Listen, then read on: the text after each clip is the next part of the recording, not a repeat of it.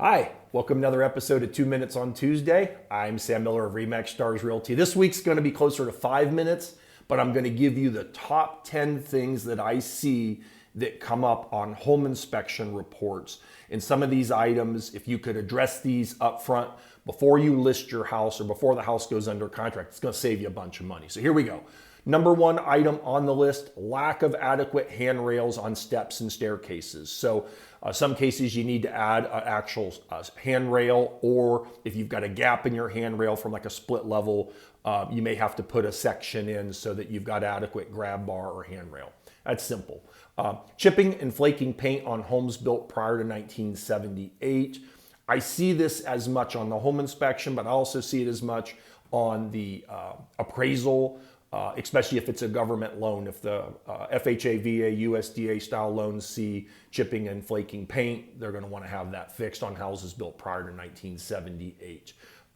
Number three, lack of GFCI electrical outlets. Those are the breakered outlets that have the reset buttons on them. You need to have those typically within 6 feet of your kitchens and bathroom water source, so like a kitchen sink, a sink in a bathroom or bathtub as an example.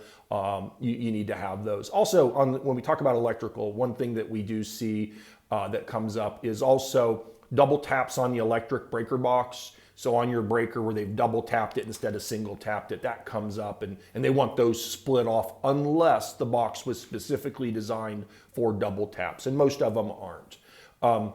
Another issue, and this is probably the one that creates the biggest challenge, is unlined chimneys, where your furnace or your hot water tank are venting in an old brick chimney that has no liner. So it maybe has a brick liner, but no triple wall stainless, triple wall metal or stainless liner.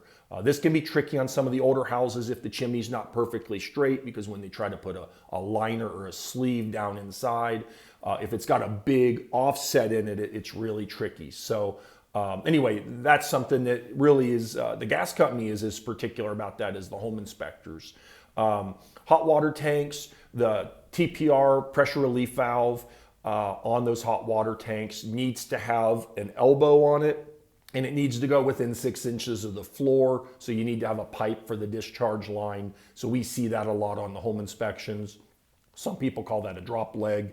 It's very cheap to do. You can go to the hardware store, and for $10, $15, you can put one of those together. And the bottom of the TPR valve is threaded, so you can just thread it and you're in good shape. Another big one, bathroom exhaust fans that just dump the moisture into the attic. And if that's the case, it's not a big deal as long as you run an extension like a exhaust tube on it, or kind of like what you'd see like a dryer vent that runs either out the roof or to a vented soffit on your roof. That's pretty simple. This one's a no-brainer, lack of smoke detectors. That's an easy fix. Another issue I see on home inspections, fog thermal pane windows that have lost their seal and they'll fog up, and sometimes the glass looks a little milky or dirty. And usually what that is the seal where the two panes of glass are sandwiched together has popped. And when it has, it's allowed some moisture to penetrate the glass and makes it look dirty. Here's a big one, and this one could cost you money if you don't take care of it, if it's an ongoing problem, and that is correcting a negative grade on your foundation. And a lot of people aren't familiar with that term, but if you've got your house, the block walls of the house, if the dirt slopes towards the house and when it rains, the water runs towards your foundation, that's going to create some problems. Obviously, concerns of water penetration in the house, but more important than that is if you're in an area that freezes, like Ohio, if the water along your foundation is just laying there and then it gets cold and freezes, it can pressurize the wall. And if it does, it can put pressure on that wall and cause bowing walls, cracking walls, things like that. So you want to solve that. It's pretty simple usually, and that's to bring in dirt, slope the dirt away so that when it rains, the water runs away from the house, not towards it. And then my last item, my number 10 that I'll give you, improper roof gutters and spout discharge lines. So your roof gutters catch the water, and then obviously the spouts run the water, downspouts run it away. But we see cases where right along the edge, the corner of the foundations where the drops are for the spouting, the water just dumps on the corner, and you want to run extensions, so spouting extensions, splash blocks, or like a drain tile and get that water away from your foundation. So the majority of these are really, really simple fixes. And then another one that I've got that's so simple that I see, I'll give you a bonus, number 11, that's cheap to fix. And that item would be changing your furnace filter.